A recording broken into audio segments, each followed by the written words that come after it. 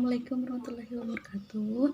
Perkenalkan kembali nama saya Anissa Nur Afifah dari kelas A2 Matematika 2018, Prodi Pendidikan Matematika, Fakultas Pendidikan Matematika dan Sains, dan saya berkuliah di IKIP Siliwangi yang berada di Cimahi.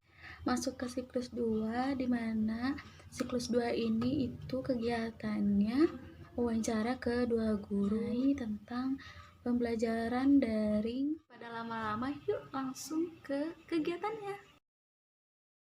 Assalamualaikum warahmatullahi wabarakatuh. Saya bersama guru ke-1 yaitu bersama Ibu Sani. Ibu Sani, yaitu Ibu Sani ini guru SMK Gema Nusantara. Langsung ke pertanyaan ya Ibu. Yang pertama itu, bagaimana pendapat Ibu mengenai pembelajaran daring? Ya, menurut saya pembelajaran daring itu sebetulnya kurang begitu efektif ya untuk lingkungan sekolah SMK Genus. Sebetulnya sekolah kita memang bukan sekolah yang termasuk di kota, tapi disebut pedalaman juga tidak. Kalau misalkan daring untuk media-media pembelajaran tertentu itu kurang bisa terefektifkan gitu. Jadi pendapat saya kalau pembelajaran daring sebetulnya kurang efektif digunakan untuk belajar siswa-siswa gitu ya di sekolah. Baik, apakah Ibu menggunakan media pada saat pembelajaran daring? Ya, menggunakan ya, banyak media yang kita gunakan. Seperti contohnya itu ada modul, terus bisa menggunakan share tugas melalui WA, ada juga menggunakan link Google Classroom, terus ada juga Zoom meetingnya. Zoom meetingnya. Strategi belajar seperti apa yang bisa digunakan pada saat pembelajaran daring? Sebetulnya hampir sama ya dengan sekolah-sekolah yang lain. Strategi-strategi yang digunakan itu pasti tentang teknologi-teknologi ya yang kita gunakan. Bu, apakah kelebihan dan kekurangan dari pembelajaran daring? Kalau misalkan ditanya tentang kelebihan, sebetulnya tidak ada yang begitu signifikan ya untuk kelebihannya. Ya mungkin selain kita bisa lebih banyak waktu di rumah aja gitu ya. Kalau misalkan ditanya kekurangannya, banyak sekali kekurangannya. Yang pertama itu karena di kita kurang sekali pengetahuan tentang teknologi, mungkinnya dari mulai orang tua, siswanya juga, terlebih jaringan di sini internetnya juga agak sedikit kurang. Bahkan ada siswa juga yang tidak punya HP jadi agak sedikit susah gitu kalau misalkan masih diberlakukan pembelajaran daring. Ya. Bagaimana perkembangan siswa pada saat pembelajaran daring? Tapi dalam pembelajaran daring juga ya, ada siswa yang dulu di sekolahnya dia itu tidak terlalu rajin, tapi ketika pembelajaran daring rajin gitu ya. Jadi mungkin kembali lagi ke minat siswanya untuk belajar. Mungkin ada yang saat pembelajaran daring pun tetap gitu dia masih bersemangat untuk mengerjakan tugas-tugas, tapi ada juga yang waktu di sekolah rajin ternyata pas daring leha-leha gitu. Jadi mungkin ada yang berkembang, ada yang stay aja di jalan gitu seperti itu mungkin. Apakah materi tersampaikan semua? Untuk materi pembelajaran ketika daring itu sebetulnya susah untuk kita capai. Kalau misalkan dalam satu semester itu ada 8 KD, mungkin hanya 4 atau 5 lah, setengahnya dari yang KD yang harus ditentukan. Apakah ada kendala dalam pembelajaran daring? Banyak sebetulnya kendala-kendalanya, dari mulai ketersediaan jaringan juga, terus kadang kalau misalkan lagi ada Google Classroom atau Zoom meeting tidak masuk ke linknya, susah, nggak ada sinyal, anak-anaknya juga Ada mati lampu, nggak nge-lag ya gitulah, sebanyak masih kendala-kendalanya. Terus kadang ada orang tua juga yang tidak paham setelah kita jelaskan menggunakan Zoom meeting itu seperti apa, menggunakan Google Classroom seperti apa. Terus ada juga yang ketika mengirim tugas, misalkan saya memberikan link untuk pengumpulan tugas, ada anak yang gimana caranya ya Bu masuk ke link, gimana mengirimkan tugasnya. Jadi sebetulnya pengetahuan untuk teknologinya mungkin anak-anak itu jadi kurang. Bagaimana cara memberikan nilai pada siswa ketika daring? Untuk pemberian nilai, kita bisa memberikan nilai ke siswa itu dari yang pertama ketepatan waktu ya, ketepatan waktu mengumpulkan. Kalau misalkan lebih berarti kita kurangi. Terus untuk nilai-nilai seperti sikap itu juga bisa dilihat dari pengumpulan tugasnya. Itu kan bisa dinilai kedisiplinan siswanya seperti itu.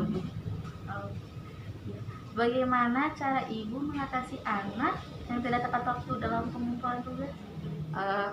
Dalam seminggu sekali gitu ya, kita suka mengumpulkan anak itu juga di sesi. Nah nanti misalkan untuk siswa yang jarang mengumpulkan, itu ada teguran-teguran dan surat yang harus diberikan pada orang tua gitu. Jadi ketahuan kalau misalkan ini anaknya tidak mengumpulkan, nanti suka ada rekap di dalam waktu seminggu itu dia mengumpulkan berapa tugas, nunggak berapa tugas. Jadi kita banyak ngasih kelonggaran sebetulnya kalau ketika pembelajaran daring ini. Nanti ada pemberitahuan ke orang tua. Nanti kalau sebulan dia banyak tidak mengumpulkan, orang tuanya kita panggil ke sekolah. Seperti itu ya. Menurut ibu lebih baik belajar daring atau luring ibu? Oh tentunya luring. Karena untuk kalau misalkan kita belajar daring itu tidak ada chemistry dengan siswa ya. Terus banyak juga kendala-kendala. Ya kendala. Kalau misalkan luring, kita bisa mengendalikan siswa dari mulai sikap, sopan santun langsung gitu. Kalau misalkan daring, apa yang mau kita marahin gitu, anak mau ketawa-ketawa juga yang dimarahin kita handphone. Solusi ibu jika pembelajaran daring ini tetap diadakan? Pembelajaran kan masih tetap diadakan ya, mungkin sampai beberapa minggu kemudian juga masih diadakan. Mungkin strategi kita hanya menarik kembali minat siswa mungkin dengan misalkan video-video yang lebih menarik, mungkin lebih ditonton, media-medianya lebih ditingkatkan lagi, mungkin seperti itu. Terus pengarahan ke siswa dan orang tuanya juga mungkin lebih diperdalam lagi supaya mereka bisa mengerti bagaimana cara-caranya menggunakan teknologi-teknologi untuk pembelajaran, mungkin seperti itu. Segitu aja ya ibu dari saya wawancaranya. Mohon maaf apabila banyak kesalahan. Sama-sama. Ya, assalamualaikum warahmatullahi wabarakatuh.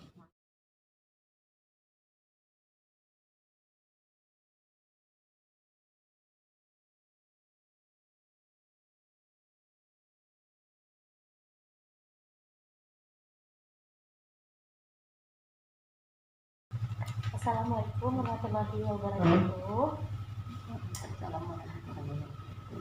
Ya, perkenalkan dulu ibu, nama saya Anissa Abitah dari kampus IKIP Siliwangi, sedang mengadakan KKN, yaitu wawancara kepada guru. Nah, boleh diperkenalkan dulu ibu? Nama ibu Titi Wartisa sebagai staf pengajar di SD Tresna Raja. Ya. Baik, langsung ke pertanyaan ya ibu. Iya, silakan. Bagaimana pendapat ibu mengenai pembelajaran daring? Pembelajaran daring untuk di daerah mungkin kurang cocok nih. Karena apa?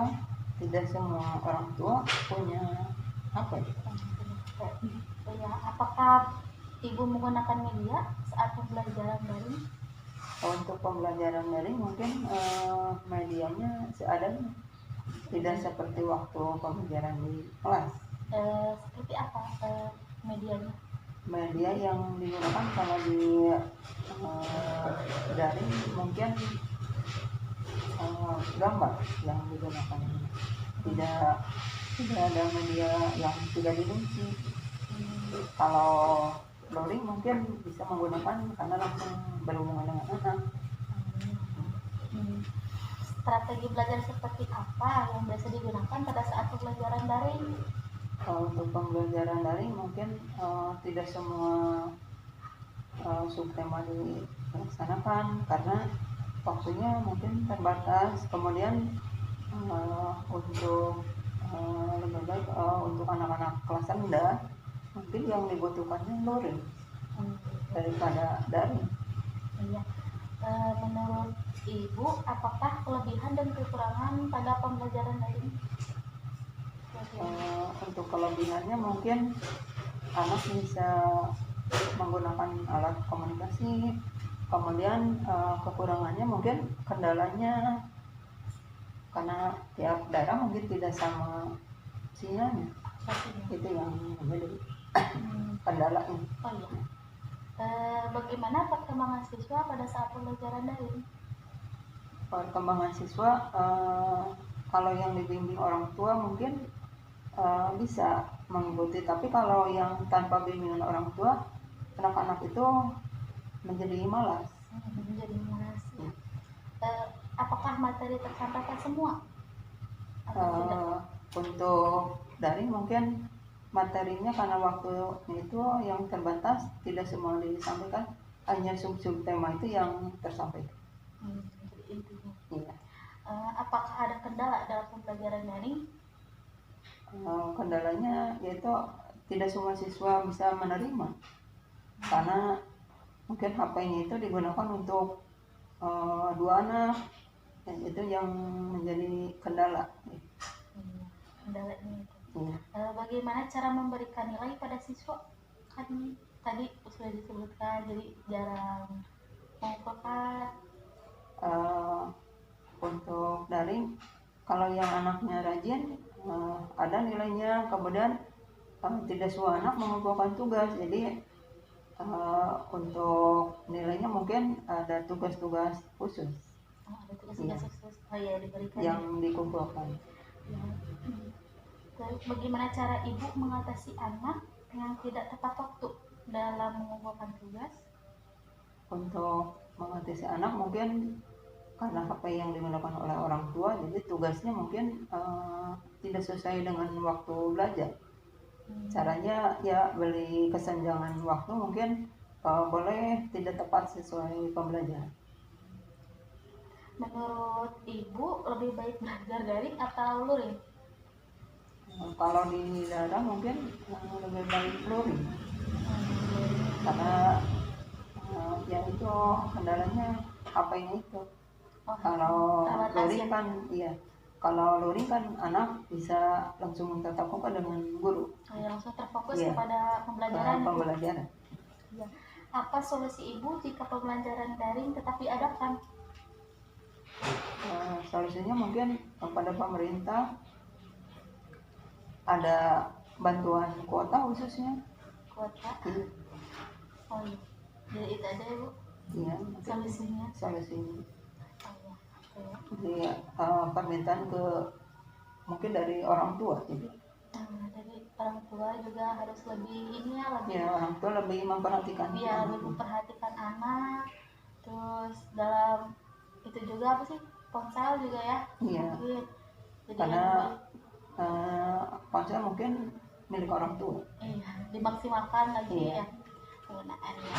Baik ibu, terima kasih atas wawancaranya. Mohon maaf jika banyak kesalahan. Sekian dari saya. Assalamualaikum warahmatullahi wabarakatuh.